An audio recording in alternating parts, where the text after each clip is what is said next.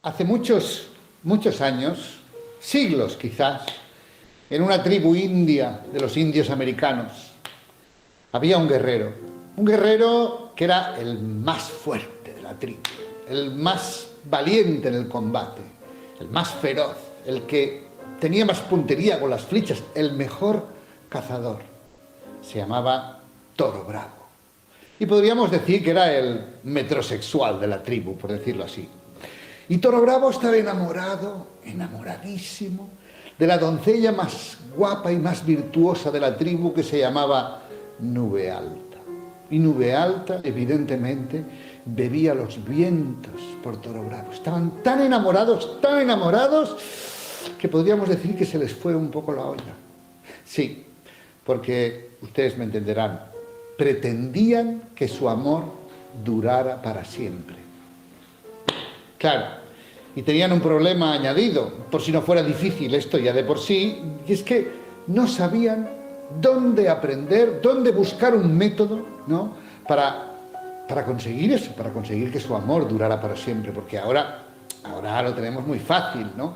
Ahora tú entras a Google y pones amor para siempre, bueno, y te caen 14 millones de páginas, que si el Tinder, que si el Badoo, que si el amigo de sus amigos, no fumador, esto es importante, en fin. Pero en aquellos tiempos es que no se había inventado ni la escritura. Y estaban muy tristes y estaban muy preocupados, sobre todo. Y entonces, a Nube Alta, ¿no?, que era como, se le ocurrió una idea, ¿no?, que fue corriendo a decírsela a Toro Bravo. Toro Bravo, mira, ya sé lo que podemos hacer. Mañana nos podemos levantar muy pronto, y podemos visitar todos los tipis donde vivan familias que lleven mucho tiempo conviviendo.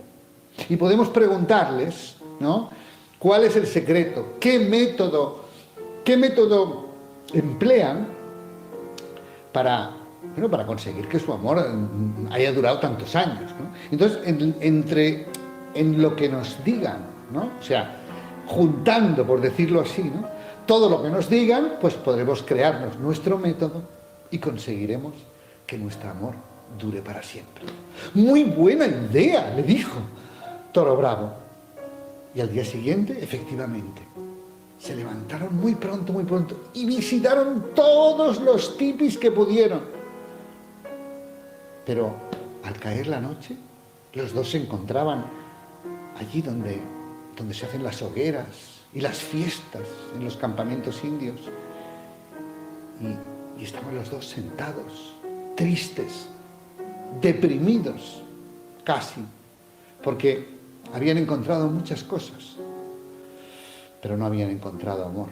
Habían encontrado indiferencia, monotonía, vidas paralelas que no se cruzaban nunca, silencios tan espesos que podían cortarse con un cuchillo, maltratos físicos, psicológicos, gritos, insultos, palizas incluso, pero no habían encontrado amor. Estaban muy preocupados. Y entonces, una viejita muy sabia, siempre tiene que haber una viejita sabia en todos los cuentos, o debería haberlos, los vio tan preocupados y les dijo: mirad, yo sé quién puede ayudaros. Si camináis hacia allí en dirección al desierto, cuando lleguéis a él, veréis una cueva donde vive un brujo que hace unos conjuros amorosos muy potentes. Él seguramente podrá ayudaros. Los dos jóvenes sintieron que la esperanza renacía en sus corazones e inmediatamente se pusieron en camino. Y cuando llegaron allí, el brujo, que se hallaba pues con sus ollas y sus pócimas, ¿no?, los vio frente a él, tan guapos, ¿no?, tan jóvenes y tan enamorados, porque eso es que saltaba a la vista. Les preguntó extrañado: ¿pero qué hacéis aquí? Mi poder es muy limitado, yo puedo hacer un conjuro para que a ti te guste él o a ti te guste ella, pero si eso ya lo tenéis, sois jóvenes, tenéis toda la vida por delante, estáis enamorados, ¿qué pretendéis de mí? Y los dos jóvenes, al unísono, le dijeron: queremos que nuestro amor dure para siempre. Y el brujo dijo: pues es muy difícil, mi poder es muy limitado. Es más, Yo solo sé una manera. Y yo no sé si vosotros haréis lo que hay que hacer para conseguirlo. Los dos jóvenes dijeron, tú dinos lo que hay que hacer y nosotros lo haremos, brujo. Y dijo, muy bien, pues tú, toro bravo, con esta pequeña red que te doy, quiero que subas a la montaña del norte y captures al águila imperial que vuele más alto de todas. Y tú, nube alta, quiero que subas a la montaña del sur y con esta otra red quiero que captures al halcón mejor cazador que encuentres. Dentro de 3 días os espero aquí para realizar el conjuro. Y sí, los dos jóvenes se fueron cada uno a su misión. El uno al sur, el uno al norte y la otra al sur. Y al cabo de 3 días estaban ahí, uno con el águila y el otro con el halcón. Y Toro Bravo, que no se podía aguantar la curiosidad, llevaba 3 días pensando en ella, le preguntó al brujo, brujo, ¿qué vamos a hacer con las aves? Les vamos a cortar el cuello, nos beberemos su sangre para que así su energía nos posea y nuestro amor dure para siempre. No vamos a hacer nada de eso, dijo el brujo. Vamos a hacer algo mucho más fácil. Mira, Toro Bravo, con esta pequeña tira de cuero que te doy, quiero que ates la pata izquierda del águila con la pata derecha del halcón. Y Toro Bravo lo hizo. ¿Y ahora qué hacemos, brujo? ¿Qué hago con las aves? Dice, el brujo le contestó, dice, déjalas volar, échalas al aire y que vuelen libres. Y Toro Bravo las lanzó al aire y las aves intentaron volar, pero no podían volar. Y cayeron al suelo e intentaron correr y tampoco podían correr, ni caminar pudieron. Y entonces, cuando se dieron cuenta de que se estorbaban tanto, se revolvieron la una contra la otra y comenzaron a picarse y arañarse por aquellas zarpas, ¿no?, que tienen este tipo de aves. Y si el brujo no hubiera sido muy rápido y con un pequeño cuchillo no hubiera cortado la tira de cuero, probablemente las dos aves se hubieran matado la una a la otra. Y entonces sí, cuando el brujo cortó, las dos aves se fueron volando, se alejaron volando en paz y en libertad. Y el brujo se giró hacia los jóvenes y les dijo, habéis aprendido la lección. Si queréis que vuestro amor dure para siempre, volad juntos, pero jamás lo hagáis atados. Y esta es la historia.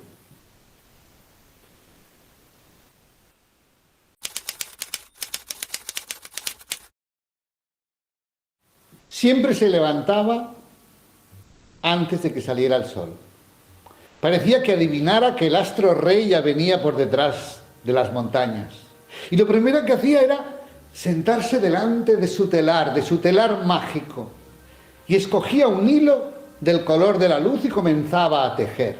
Y automáticamente, mágicamente, el sol salía por el horizonte e inundaba su pequeña casa y el pequeño jardín que tan amorosamente cuidaba de luz.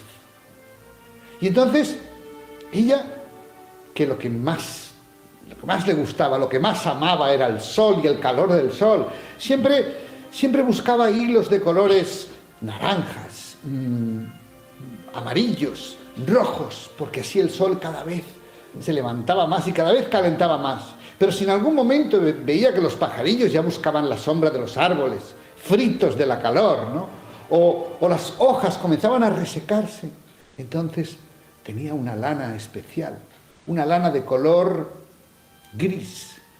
Y cuando la ponía en la lanzadera y comenzaba a tejer, automáticamente, mágicamente, todo se cubría de nubes. Y de vez en cuando tenía un hilo del color de la plata, y cuando lo ponía, rápidamente las gotas de lluvia venían a saludarla repiqueteando en la ventana. Aquella mujer tenía todo lo que quería. Si tenía hambre, solo tenía que tejer un pez, fijándose especialmente en las escamas. Y cuando lo tenía tejido, estaba caliente, cocinado y servido en el plato, preparado para comer. Y si tenía sed, tenía una lana especial del color de la leche. Y así, esta mujer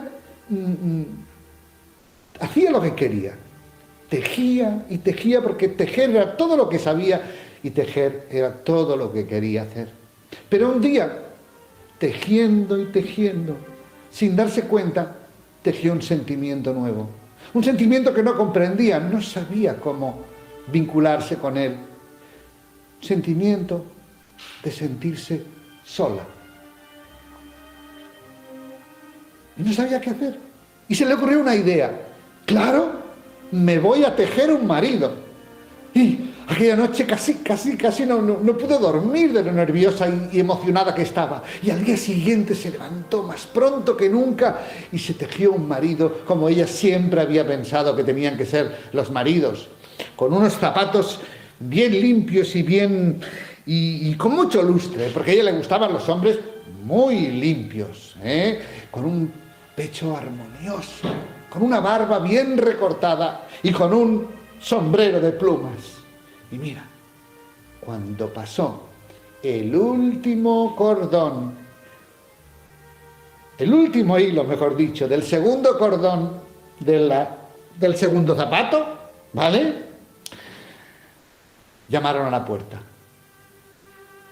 Él cogió el pomo de la puerta, se sacó el sombrero y entró en su casa y en su vida. 3 horas después, en la cama, mirando como su marido dormía, ella pensaba, pero qué hombre tan guapo que me he tejido. Con este hombre voy a tener unos hijos guapísimos. Estaba muy contenta. Pero él, si en algún momento había pensado en hijos, rápidamente se le fue la idea de la cabeza cuando al día siguiente se enteró del poder que tenía aquel telar mágico.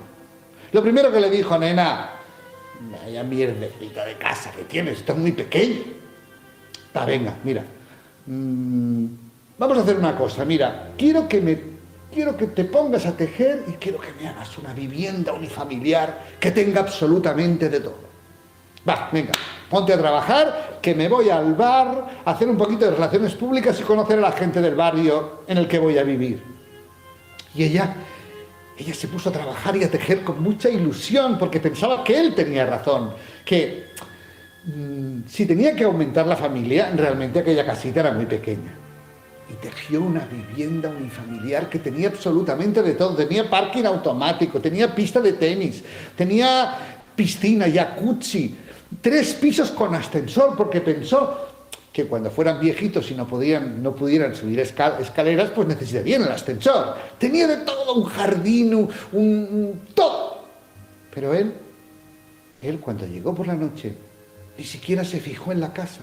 Lo primero que dijo fue, nena, vaya ganas de vivir en una casa, por grande que sea, pudiendo vivir en un palacio.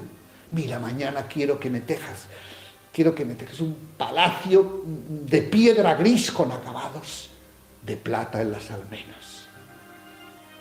Y ella, la pobre, siguió tejiendo.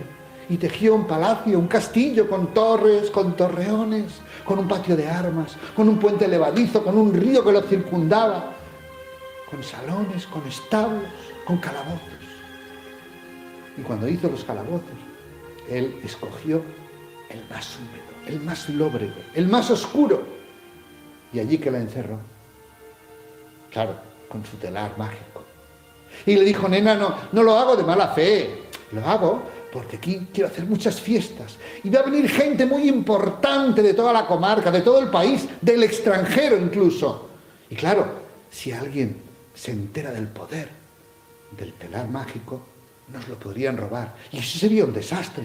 Venga, anem per feina, como decimos en Cataluña, ves per feina, y que aún faltan los criados en los salones y los caballos en los establos.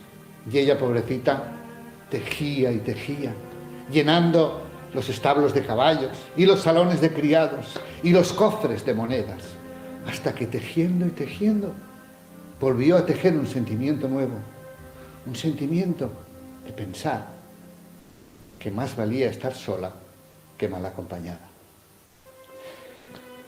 Y aquel día se levantó más pronto que nunca y ya no escogió ningún hilo, ningún algodón, ninguna lana. Simplemente se limitó a coger la lanzadera y a destejer todo aquello que había tejido. El patio de armas, las torres, los torreones, los criados, los salones, la vivienda unifamiliar, el jacuzzi, ¡oh, qué pena! El jacuzzi, la piscina, la pista de tenis. No paró hasta que volvió a encontrarse en su pequeña casa, donde había empezado esta historia. Y su marido, extrañado de golpe de la dureza de la cama, se levantó y pensó: voy a ver qué está pasando aquí. Pero cuando puso los pies en el suelo, se dio cuenta de que ya no tenía pies y de que la nada lo iba borrando. El pecho armonioso, la barba recortada, hasta que la última pluma del sombrero desapareció para siempre jamás. Y entonces ella escogió un hilo del color de la luz, lo puso en la lanzadera y comenzó a tejer. Y el sol, automáticamente, mágicamente, salió por el horizonte e inundó su casa y el pequeño jardín que tan amorosamente cuidaba, y su vida de luz de nuevo. Y esta es la historia.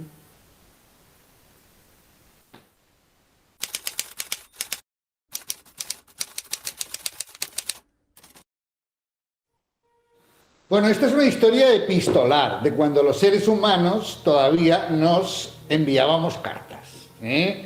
Yo no sé si lo recordáis, pero vamos, yo tengo una carpeta polvorienta en casa donde tengo todas las cartas de las novias de la mili, ¿no?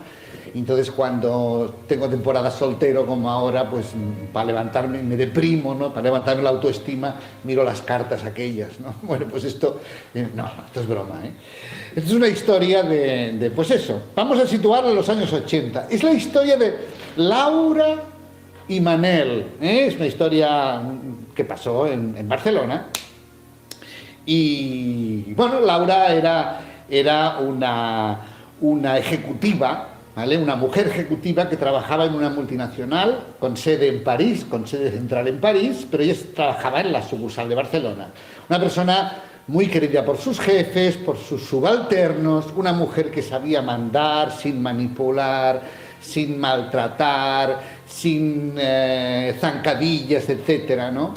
Y bueno, y que se ganaba bien la vida, evidentemente, ¿no? Tenía 32 años y bueno, y tenía una relación con Manel. Manel era un abogado, socio minoritario de una firma de prestigio, de abogados en el Paseo de Gracia de Barcelona, y 34 años, y bueno, tenían un pisito a medias, que pagaban los dos a medias, donde se encontraban 2 o 3 veces por semana, y habían hablado de ir a vivir juntos, pero bueno, la cosa aún estaba, vamos, estaba frío el tema, ¿no?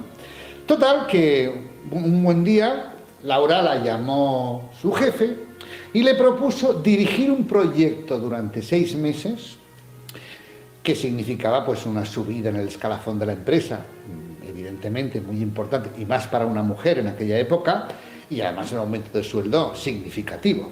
Laura, en principio, le hubiera dicho que sí, pero como contrapartida tenía que ir a trabajar, o sea, tenía que ir a dirigir el proyecto, ¿no? Durante 6 meses a la sede central en París de la multinacional, de la empresa. Laura le dijo que le diera 24 horas para pensárselo, porque también lo quería consultar con Manel, quería ver pues qué le parecía a él, etcétera, ¿no? Bueno, Laura y Manel quedaron en el Zúrich, ¿no? En el balcón de la Rambla de Barcelona, donde se suele quedar, ¿no? Es un lugar donde se suele quedar, como el kilómetro cero de Madrid, etcétera, ¿no? Y bueno, es que Manel no le dejó ni terminar, o sea, se levantó cual hooligan, ¿no? Y dijo: pero cariño, claro que tienes que ir a París, pero si tú te lo mereces, esto es fantástico para ti, claro que sí, además por mí no te preocupes, mira, yo cada mes me voy a coger un fin de semana largo de jueves a martes, por ejemplo, y me voy a venir a verte a París. Y pasearemos por les Champs-Élysées, iremos a ver el Museo del Louvre, y le salía hasta el acento francés al Manel, ¿no? Y iremos a ver Versalles, el barrio latino y Montmartre, ¿no? Y bueno, pues Laura, ante tamaño entusiasmo, evidentemente, dijo que sí y se fue a trabajar a París, ¿no? Pasaron 3 meses, el proyecto iba fantásticamente bien, los clientes estaban contentos, los jefes estaban contentos, los empleados estaban contentos, los proveedores estaban contentos, todo el mundo estaba contento y todo funcionaba muy bien. Pero Manel aún no había venido.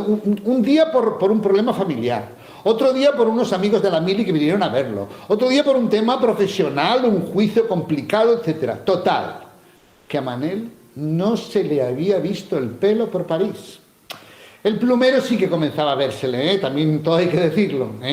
Bueno, total, que Laura estaba preocupada y un buen día pues le llegó una carta de Manel que decía textualmente más o menos lo siguiente. Decía: querida Laura, siento comunicarte que desde que te fuiste me he enrollado con 2 o 3 mujeres diferentes.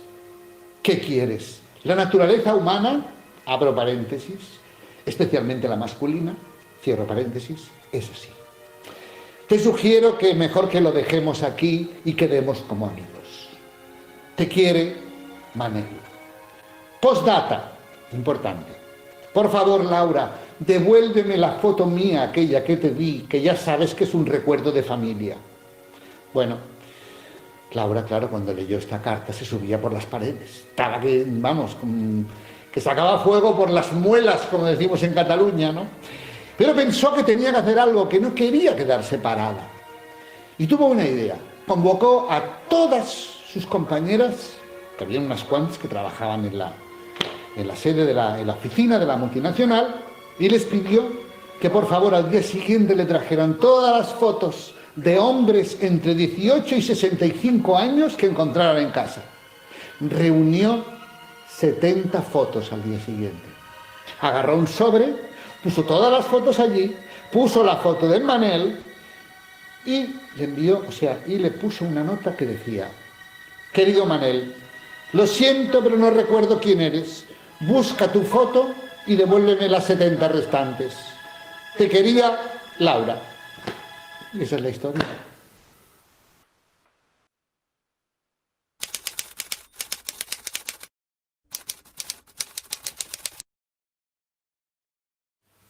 En una de las múltiples catástrofes, hecatombes a las que los medios de comunicación nos tienen acostumbrados, que normalmente siempre pasan en el tercer mundo, donde siempre llueve sobre mojado, ¿no?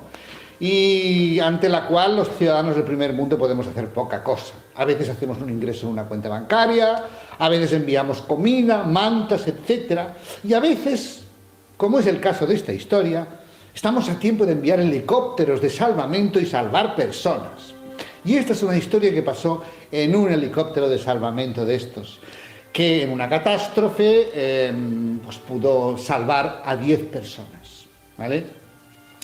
Y eran 9 hombres y una mujer. Pero como era un helicóptero muy pequeño, que ya era piloto, copiloto, camilla ocupada, como estos, bueno, en Cataluña tenemos unos helicópteros que les llamamos del RAC, ¿no? Y bueno, pues lo que hicieron fue tirar una escala de cuerda, de esas que hemos visto 1000 veces en las películas del Vietnam, ¿no? Y ahí iban agarrados, ¿no? Pues los 9 hombres y la mujer, las 10 personas. Bueno, resulta que el helicóptero tenía que elevarse por encima de una pequeña cadena de montañas, ¿no? Una pequeña, en fin, no era muy alto, pero bueno, realmente no podía el helicóptero porque llevaba mucho peso, ¿no? Entonces el piloto hizo unos cálculos en el ordenador de a bordo y efectivamente, ¿no? Había un problema de sobrepeso y, bueno, una persona tenía que lanzarse al vacío para sacrificarse por todas las demás. Bueno, al copiloto le tocó la triste misión de comunicárselo a los pasajeros, a los improvisados pasajeros. Bueno, salió, se lo dijo, se lo anunció y mira, cuando Todos los hombres escucharon que uno de ellos tenía que sacrificarse. Todos comenzaron a hablar a la vez. Todos tenían un buen motivo para seguir existiendo. Uno decía que claro, que él había tenido una idea precisamente en ese viaje para escribir un libro y la humanidad no podía permitirse el que ese libro no se escribiera, por lo tanto él tenía que vivir. Había otro que dijo que él no había plantado nada en su vida, que quería plantar algo, que una vez plantó una planta de marihuana, pero se la comió el gato. Y él iría a la tienda de semillas, ¿no?, cuando llegara a casa, y que plantaría algo porque quería dejar algo. No podía morir, por tanto. Había otro que decía que tenía 60 años y que no tenía descendencia, que solo tenía hermanas y que su apellido, si no tenía hijos, se perdería el apellido. Bueno, fue una cosa. Hubo uno que decía que tenía jaqueca, que no podía morir porque tenía jaqueca. Era descendiente de militares. Los militares ya son un poco así, ¿eh? Si te condenan a muerte y estás enfermo, primero te curan y después te fusilan igualmente. O sea, se ve que venía de ahí, ¿no? Bueno, había otro que dijo que tenía un negocio, una operación inmobiliaria y que no podía morir porque bueno, en fin, una vergüenza. Cuando todos los hombres hubieron dicho lo que tenían que decir, entonces habló la mujer. La mujer, bueno, es que hizo un pequeño discurso tan sentido, tan profundo, lo dijo tan bien, que solo por esto vale la pena grabar este vídeo, ¿no?, para compartir esto, ¿no? Dijo, en pocas palabras, con sus palabras, dijo que si no había allí un hombre con un par de narices, ¿vale?, de narices de abajo, ¿vale?, para sacrificarse por todos los demás, lo haría ella. Una simple mujer, pero su sacrificio no valía ni más ni menos que el que han hecho la inmensa mayoría de las mujeres desde que el tiempo es tiempo. Por los hijos, por el marido, por los hermanos, por los padres, por los suegros, por los abuelos. Pero lo dijo tan bien, fue tan bonito, que cuando acabó, todos los hombres que estaban agarrados a la escalera, de cuerda, emocionados, se pusieron a aplaudir. Y se acabó el problema de sobrepeso.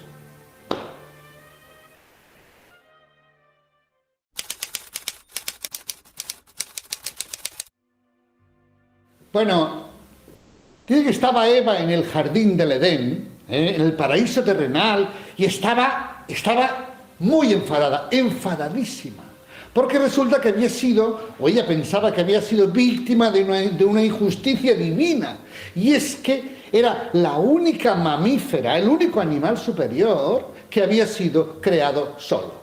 Todos los demás tenían pareja, ya preparados para irse al arca de Noé cuando llegara el diluvio universal. Todos, claro, y ella veía pues la leona, la leoparda, la elefanta con su pareja, que se escondían por allí con sus gimoteos y sus cosas.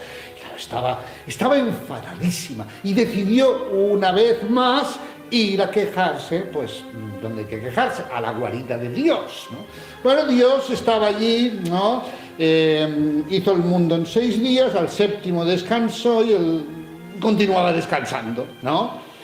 Eva llamó a la puerta, Dios, a la Eva, la pesada de la Eva, bueno, voy a abrir, ¿no?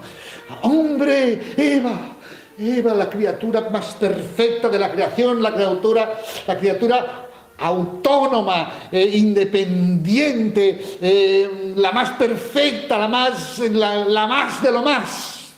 Y Eva dice, no, a mí no me hagas la pelota. Tú ya sabes lo que quiero. No me voy a ir de aquí hasta que me hagas un compañero. Si no, vamos, te monto la primera revolución paleofeminista de la historia. Así que quiero que ahora mismo le des a la máquina de crear y me hagas un compañero, porque esto es una injusticia de tomo y lomo. Dios le dice, Eva, te lo he dicho muchas veces, con la creación del mundo y la creación de ti como criatura perfecta, me quedé sin energía. Yo si te hago una criatura, no respondo de cómo salga. Bueno, si tú no respondes, le dice Eva, ¿no? ya responderé yo me haré responsable. Ya fue la primera toma de responsabilidad por parte de una mujer, después han habido muchas más. Así que, por favor, ahora mismo quiero que te pongas a ello. Dios, llega la máquina, ¿no? Venga, un día, otro día, humo blanco, humo negro, ¿no? Y al séptimo día, humo blanco. Fumata blanca, habemos hombre. La primera fumata blanca de la historia. Ya estaba Eva allí preparada para recibir a su hombre, ¿no? Vestida, aquello con sus mejores galas, había puesto unas cerecitas aquí, un hueso atravesado en la nariz, un tanga en forma de leopardo. Corría una leoparda por allí que le faltaba un trozo de piel en forma de tanga, que no entendía nada, pero tenía la Eva, no estaba allí preparada. Y cuando llegó y vio aquel maravilloso ser que Dios había creado, ¡oh! Se enamoró de golpe. Me encanta, muchas gracias. Y Dios, en cambio, una cara larga.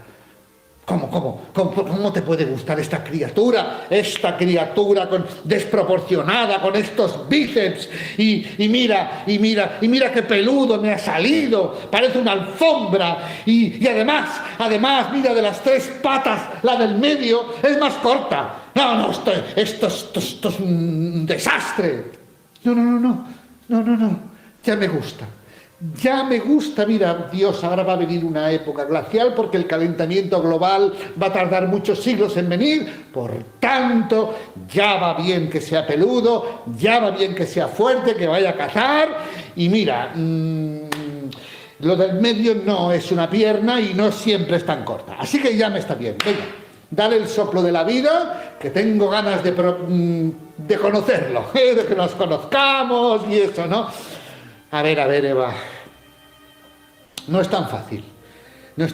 Si ya te va bien físicamente, me parece muy bien, pero es que esta criatura tiene graves problemas psicológicos y tiene un problema muy grande, que es una falta de autoestima total. Es como un niño, ¿no? Es capaz de conquistar las montañas más altas, las profundidades, pero al mismo tiempo tiene una mentalidad infantil. Será capaz de estar horas dándole golpes con el pie a una cosa que inventará, que se llamará balón. Y además lo peor de todo es que nunca puede saber que tú fuiste la primera. No lo podría soportar, se hundiría. Tendríamos que inventar la psiquiatría muchos siglos antes, cambiaría no puede ser, cambiaría el plan. Bueno, y dice Eva, ¿y qué quieres hacer? Dice, mira, vamos a hacer una cosa. Tú ahora te escondes, yo lo despierto, le doy un tour por aquí, por el jardín del Edén, ¿vale? Le enseño cómo van las cosas, y cuando se vuelva a dormir, yo le haré una cicatriz aquí, y cuando se despierte de nuevo, tú estarás ahí, te presentaré y le diremos que tú has salido de una costilla suya. Y así, pues todos contentos. Él podrá soportarlo, ¿no? Bueno, pues voy a esconderme. Dice Eva, voy a esconderme y haz tú eso que has dicho, ¿no? Dios le dice, a ver un momento, Eva. No tan rápido. Me tienes que jurar y perjurar, darme tu palabra de honor, de que nunca jamás le vas a decir que tú fuiste la primera. Esto es sagrado. Entonces Eva se pone muy seria, ¿no? Se puso muy seria, ¿no? Dice, Dios, te doy mi palabra de honor, de que jamás se lo diré. Y Dios le dice, muy bien, pues que sea un secreto entre mujer y mujer. Esa es la historia.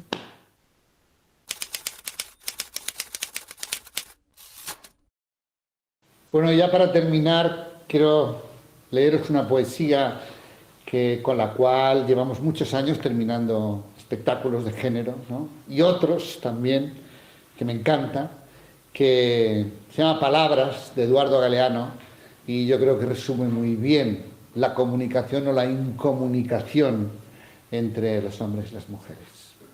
Hace 15 millones de años, según dicen los entendidos, un huevo incandescente estalló en medio de la nada y dio nacimiento a los cielos y a las estrellas y a los mundos. Hace unos 4.000 o 4.500 millones de años, años más, años menos, la primera célula bebió el caldo del mar y le gustó, y se duplicó para tener a quien convidar el trago. Hace unos 2 millones de años, la mujer y el hombre, casi monos, se irguieron sobre sus patas y alzaron los brazos y se entraron. Y por primera vez tuvieron la alegría y el pánico de verse cara a cara mientras estaban en eso. Hace unos 450.000 años, la mujer y el hombre frotaron 2 piedras y encendieron el primer fuego, que les ayudó a defenderse del invierno. Hace unos 300.000 años, la mujer y el hombre se dijeron las primeras palabras y creyeron que podían entenderse. Y en eso estamos todavía, queriendo ser 2, muertos de miedo, muertos de frío, buscando palabras. Gracias.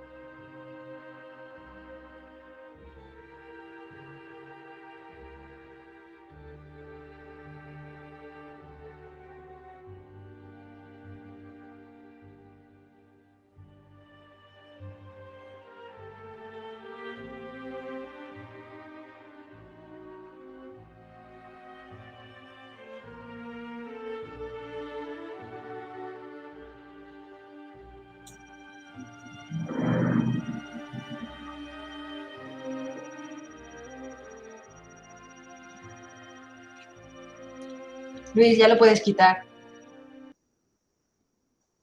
Gracias. Pues María Jesús y purificación, cuando queráis. Pues tal como habíamos quedado, voy a comenzar yo y, bueno, en primer lugar, agradecer a la Oficina de Relaciones Internacionales, Cooperación al Desarrollo y Voluntariado la oportunidad de poder estar aquí y poner un poquito de empeño en esta lucha contra la violencia de género. ¿Se ve? Sí. ¿Sí? Sí, sí. Vale. A ver, ¿ahora se ve mejor? Mejor. Vale, pues nada, pues... bueno, como tenemos poquito tiempo, no puedo entrar más que a dar las gracias a la oficina, plantear mi agradecimiento de nuevo en nombre también de la directora de la Unidad de Igualdad, que por diversas razones me pidió que fuera yo quien estuviera esta tarde aquí ocupando estos 5 minutos que tan amablemente nos habéis proporcionado. Entonces, bueno, estamos en el día 25 de noviembre, Día por la Eliminación de la Violencia de Género, y a nosotros nos ha parecido relevante centrarnos y refrescar un poquito el concepto. Es importante saber de dónde venimos, qué es lo que se plantea y qué es lo que se pide erradicar y por qué. Porque en muchos casos sabemos... ¿tenemos alguna idea, alguna noción sobre el tema? Sí sabemos que hay muertes, pero no sabemos cómo se define, por qué se define así, quién lo ha definido. Como mucho, a lo mejor sabemos algo de la Ley contra la Violencia de Género en España del 2004, pero bueno, esto es algo que es un concepto que viene de más atrás y que pues es lo que me voy a centrar.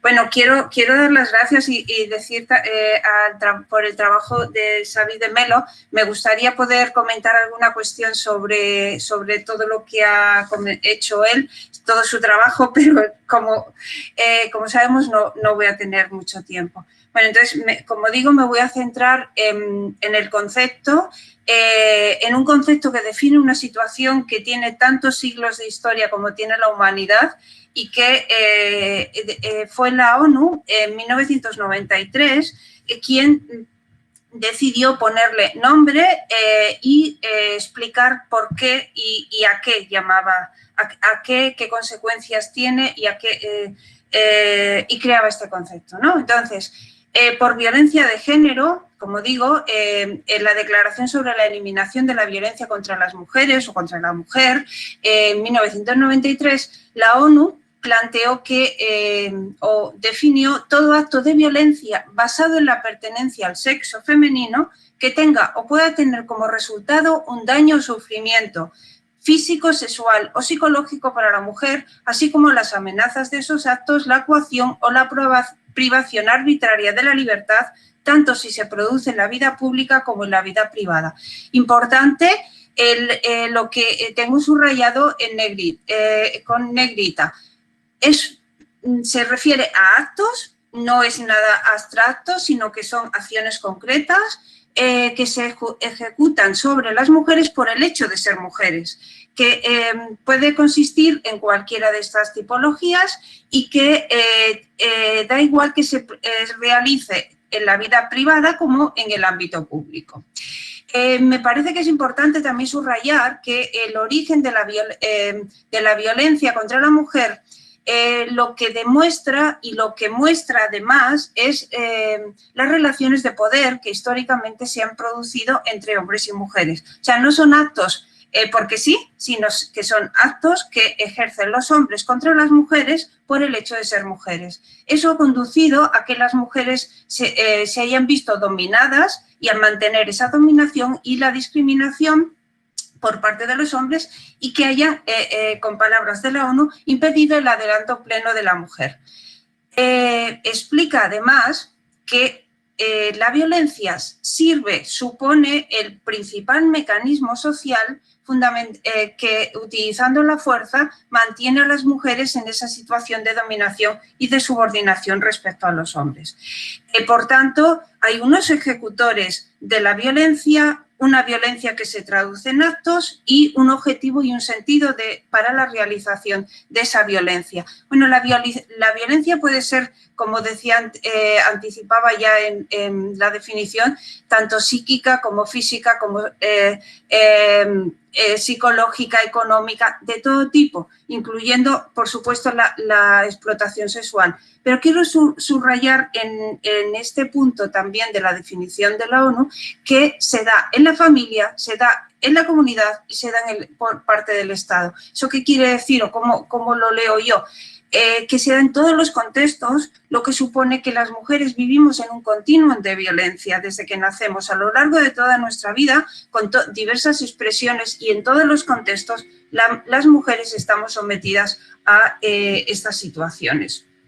Quiero dar algunos datos para contextualizar un poco la situación y es importante que, teniendo en cuenta este origen y este objetivo, señalar el número de asesinatos de mujeres a mujeres desde 2003, que es cuando se tienen datos en España. Tenemos que tener en cuenta que esto no es un fenómeno aislado, sino que es un mecanismo que lleva a mantener el control de las mujeres. Por tanto, somos todas las mujeres las afectadas y son todas las mujeres que han sido asesinadas desde hace tiempo las que hay que tener en cuenta. Pues desde 2003 en España, 1.074 muertes absolutamente inútiles y absolutamente evitables. Este año, tal como recoge el Observatorio contra la Violencia de Género, porque hay otros observatorios y otras asociaciones que recogen otras cifras o plantean que hay otras cifras porque habría que tener en cuenta aquellos casos que aún no se han resuelto, pues han sido 41 mujeres las asesinadas o 41 feminicidios realizados en España. Dado que estamos en unas jornadas de cooperación y de relaciones internacionales, hay que tener en cuenta que ese continuum de la violencia no solamente es que se dé en todos los espacios, sino que se da en todos los países y en todos los lugares del mundo, con distintas expresiones. Yo he puesto algunos de estos ejemplos. Sí que están pensados donde he puesto algunas de estos términos. Por ejemplo, desde luego, las mutilaciones genitales femeninas se dan sobre todo en el África subsahariana, también en algunos países del norte de África, también se dan en Europa entre personas que tienen esta procedencia. Los matrimonios forzosos se dan sobre todo en algunos otros lugares. La trata de mujeres es algo que compete y que contra lo que habría que luchar en todos los países, tanto en los países de origen como en los países de destino. De esto nos va a hablar la compañera María Jesús Navarro. Algunas de las cifras que ocurren en el mundo, el 35% de las mujeres, ya Xavi había dado algunas cifras, yo quiero subrayar otras, han experimentado alguna vez violencia física o sexual por parte de la pareja o violencia sexual por alguna otra persona. Ha sido muy impactante y ha tenido muchísimo efecto la pandemia del COVID en la situación de las mujeres. Han aumentado por 5 las llamadas telefónicas durante la pandemia en todo el mundo. En España, el 016, el número de entradas a la web para saber sobre las respuestas ha sido del 586%. El aumento de llamadas al 016 durante la pandemia en España ha sido el 60%, unas cifras escalofriantes. Es como lo es el que haya 137 asesinatos de mujeres al día en el mundo. También, por plantear otras cifras para tener en cuenta en este trabajo internacional, 1 de cada 5 mujeres de 20 a 24 años se había casado antes de cumplir los 18 años. Todos estos son datos de la ONU. Al menos 200 millones de mujeres y niñas de 15 a 49 años han sido sometidas a la mutilación genital femenina en los 31 países en los que se concentra la práctica del corte, como la llaman muchas de ellas, y 15 millones de niñas y adolescentes de 15 a 19 años han experimentado relaciones sexuales forzadas en todo el mundo. Unas cifras realmente escalofriantes.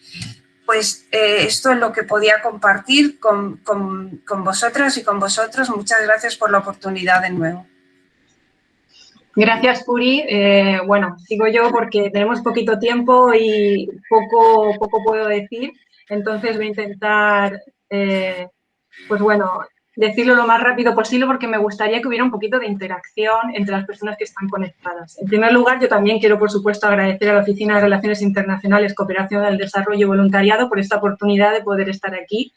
Y os felicito sobre todo para no solamente por las jornadas enteras, sino también el que os sensibilizó así sobre el tema de igualdad de género y en el tema de esta semana de violencia de género, pues que pudiéramos reflexionar sobre este asunto. Pero es que también porque me ha gustado muchísimo que hayáis utilizado el formato del arte de este señor y contratar a este señor, de utilizar el arte para hablar algo tan doloroso y tan triste como es la violencia de género, porque creo que cuando se utiliza el arte, pues todo lo hacemos muchísimo más bonito, muchísimo más amable, y así ponemos los dos, como dicen, los dos hemisferios a trabajar, la parte de la razón y también la parte de las emociones. Creo que ha sido un acierto. A mí me ha gustado muchísimo el vídeo de Xavi de Melo, para poder abordar pues, todo este tema que es la violencia de género.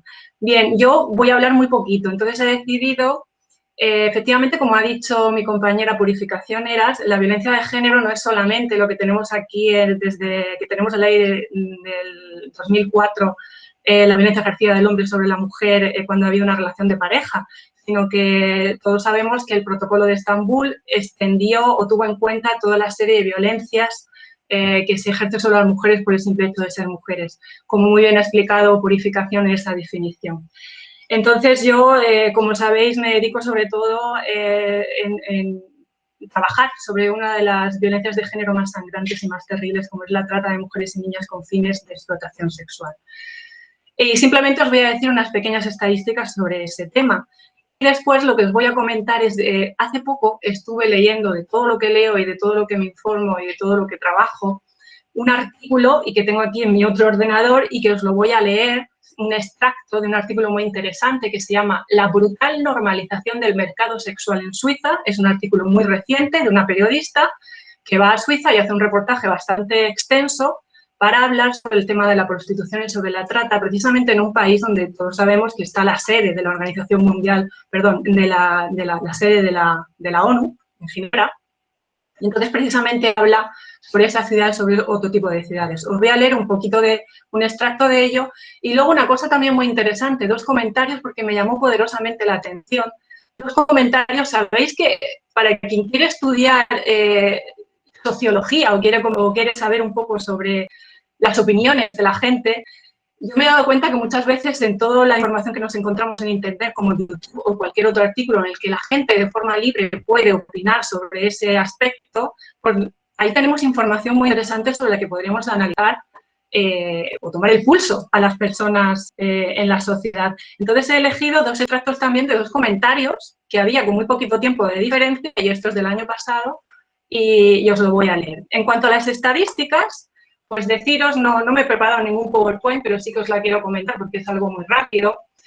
A nivel europeo, las víctimas de trata, ¿cómo son las estadísticas de las víctimas de trata? Pues bien, sabéis que hay distintos tipos de trata, la trata con fines laborales, la trata de extracción de órganos, podemos tratar personas con fines de explotación sexual, etcétera, etcétera, los matrimonios forzosos, etcétera, etcétera, ¿no?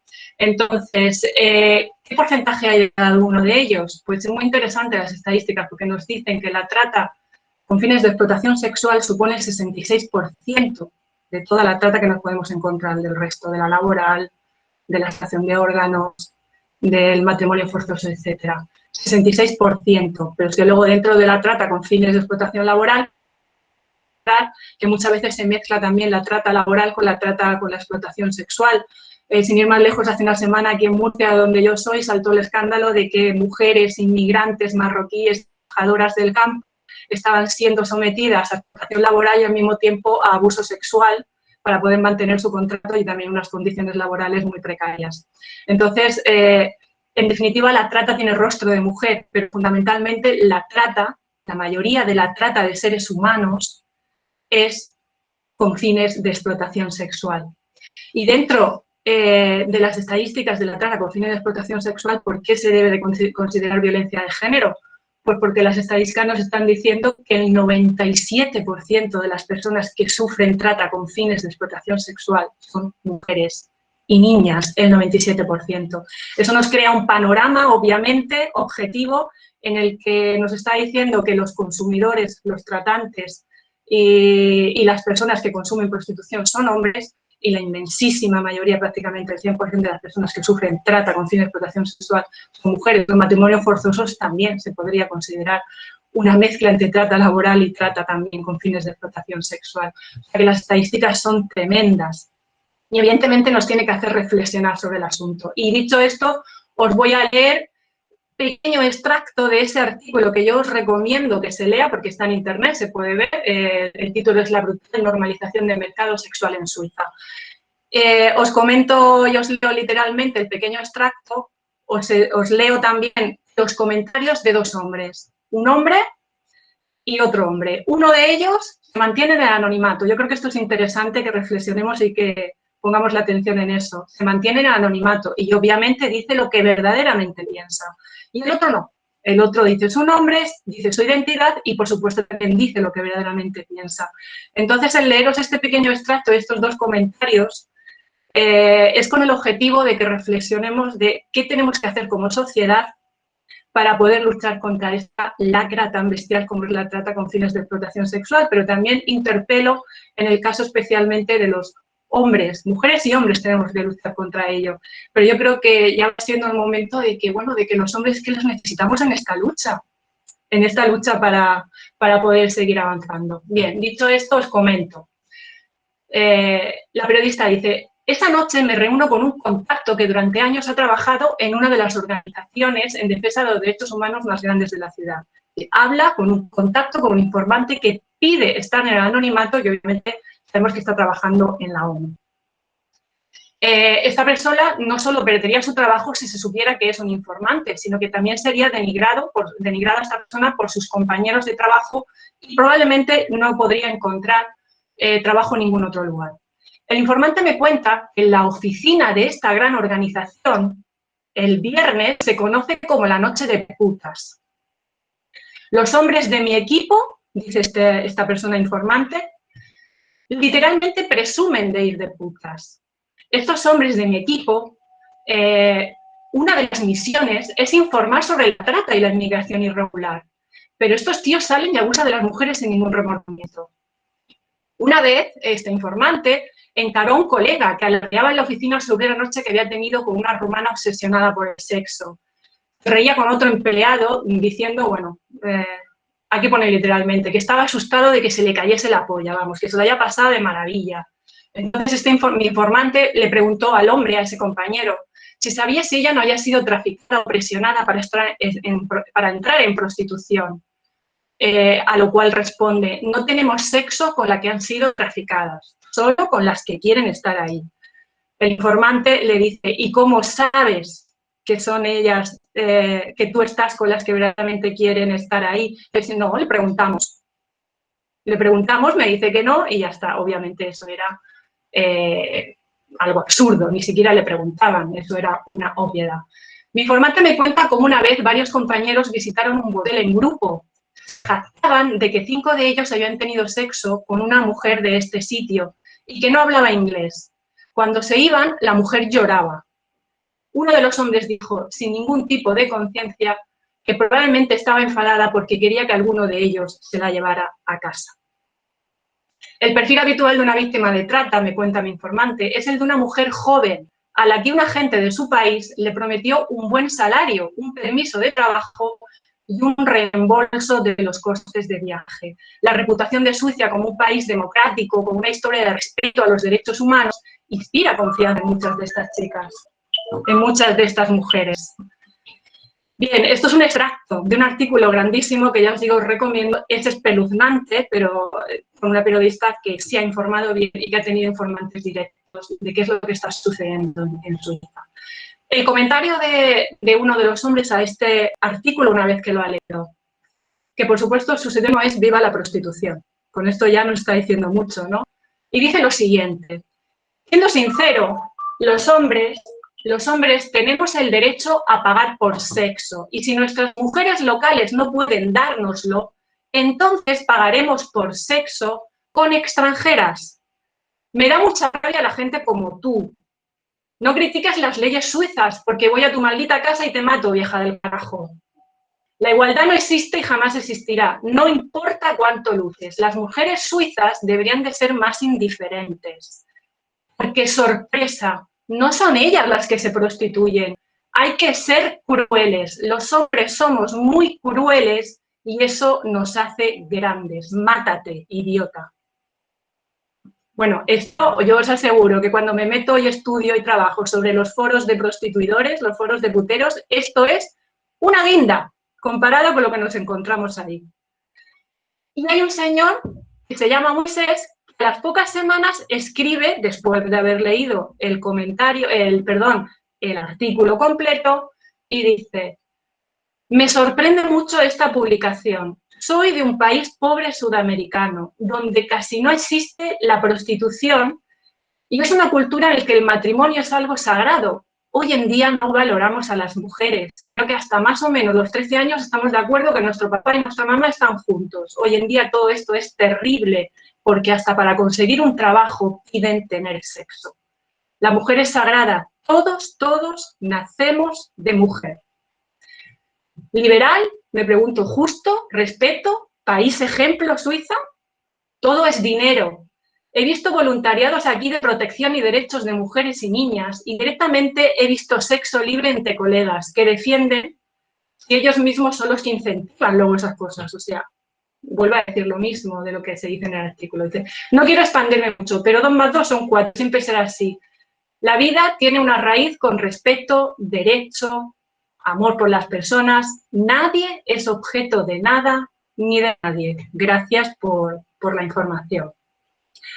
Bueno, pues ahí dejo el contraste del comentario de 2 hombres ante un extracto de un artículo en el que se habla, pues bueno, de quizá lo contradictorio, o es la realidad que nos encontramos, personas, hombres que están trabajando en organismos de derechos humanos y que, sin embargo, sus valores siguen siendo perfectamente, totalmente arraigados a un patriarcado en el que se crea pues un desprecio hacia la mujer. Y no quiero decir más, simplemente lo que quería era compartir con vosotras y con vosotros esto para que hubiera un poquito de comentarios y de feedback y pues bueno, pues ¿qué podemos hacer entre todas y todos? Muchísimas gracias por vuestra atención y enhorabuena. Gracias, María Jesús y Purificación. Nos hemos comido un poco los tiempos. Yo dejaría como mucho, no sé si una pregunta, porque estamos a las 6:05. Entonces, si alguien quiere hacer algún comentario, está abierto y puede o ponerlo en el chat o intervenir directamente.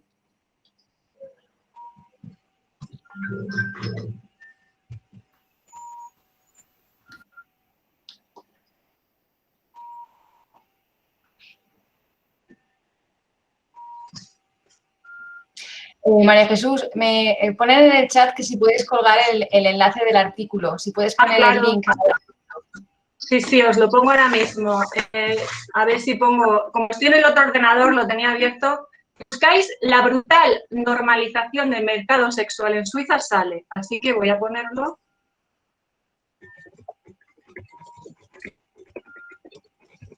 Del mercado sexual en Suiza.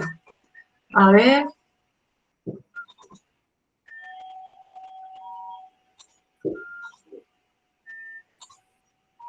A ver si que os he perdido. Ahora estáis aquí. Y luego el chat. Ahí lo tenéis.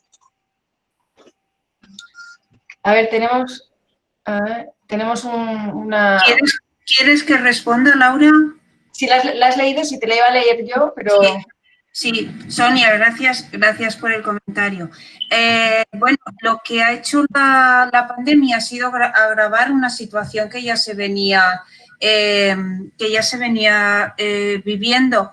Mira, hay algo que nos tiene que hacer pensar mucho siempre. Es que los países que empezó con un dato muy sencillito. Los países que más denuncias tenían por violencia sexual son los países que consideramos que son más igualitarios, que son los países del norte de Europa.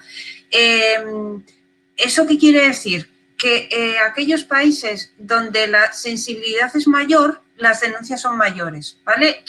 Hay muchos datos, hay muchas veces que tenemos datos que pensamos que están cuando lo que estaba haciendo es mostrar lo que ya había, ¿vale? Cuando he planteado que la situación, que han aumentado mucho las demandas, desde luego, han aumentado la violencia en la situación de mujeres que ya vivían con violencia, pero imaginaos que ahora lo que hemos hecho ha sido meter a esas personas, a esas mujeres, 4 horas con los hombres agresores.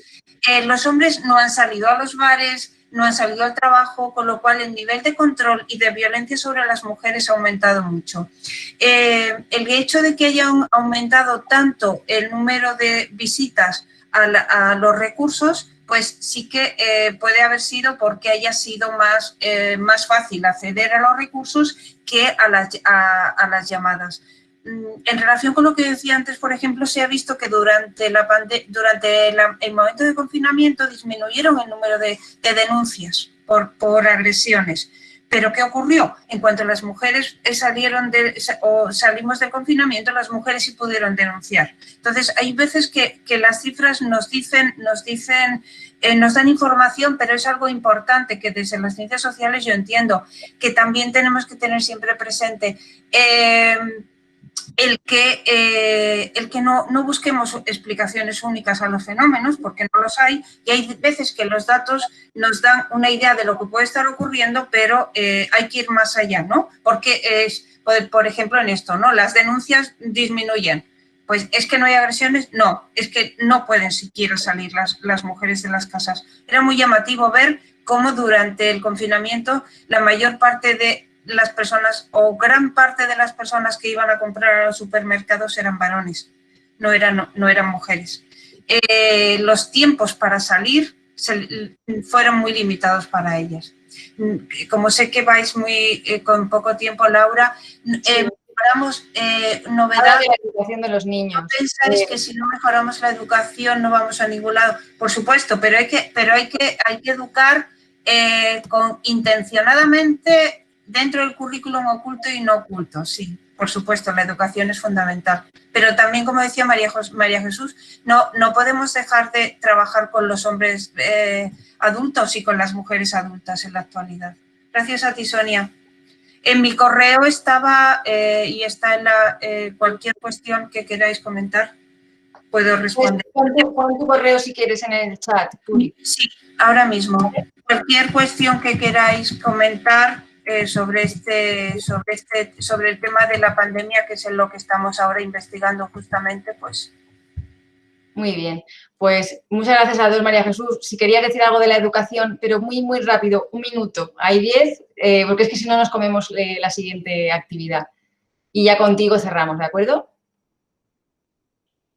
Perdón, es que han hecho alguna sobre la educación, que lo estaban preguntando, vamos, yo creo que es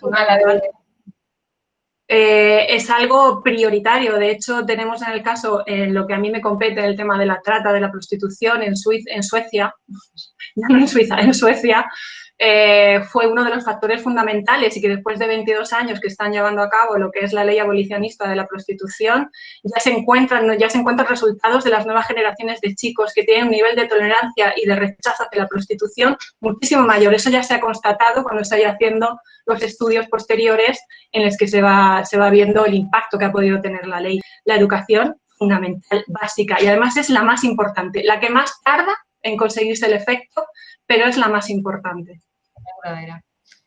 Pues sí, pues muchísimas gracias por tenernos a los dos. Perdonad por cortaros, pero es que sí, los tiempos están así marcados para las siguientes actividades. Pero muchas gracias por estar aquí hoy con nosotros y por habernos hecho pensar y recapacitar. Gracias. Muchas gracias.